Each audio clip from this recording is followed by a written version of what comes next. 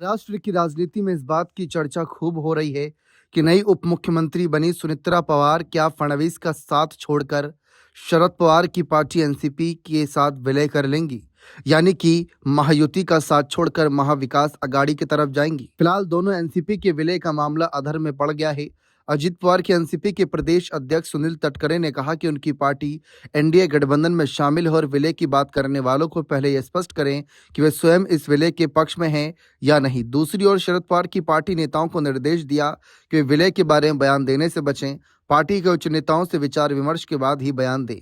गौरतलब है कि हवाई हादसे में अजित पवार के निधन के बाद शरद पवार की एनसीपी की ओर से दोनों एनसीपी के विलय की खबरों को जोरदार तरीके से रखा जा रहा है। दावा यहां तक किया जा रहा है कि विलय की बात पिछले 4 महीने से चल रही थी और 12 फरवरी को विलय का ऐलान किया जाना। बैठक में संबंधित एक वीडियो भी शरद गुट से जारी किया। इस बारे में अजित पवार के एनसीपी नेताओं ने सिरे से खारिज कर दिया।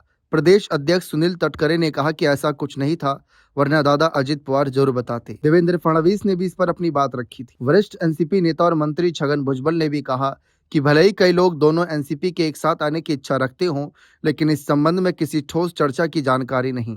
उन्होंने यह भी जोड़ा कि बीजेपी के साथ गठबंधन में रहते हुए ऐसे किसी कदम से पहले सहयोगी दल का रुख जानना जरूरी होगा। दूसरी ओर मुख्यमंत्री देवेंद्र फडणवीस ने भी कहा कि चूंकि वे हमारे साथ मंत्रिमंडल में थे, उनकी अक्सर बात होती थी उनसे, लेकिन उन्होंने अपनी पार्टी को शरद पवार की एनसीपी में विलय की बात का कभी कोई जिक्र नहीं किया। सोमवार को सतारा जिले के कराड़ में सुनील तटकरे ने जो खुलासे किए वो हैरान करने वाले थे। प्रफुल्ल पटेल की कोई अलग राय नहीं दिखी, ये भी बात सामने आई।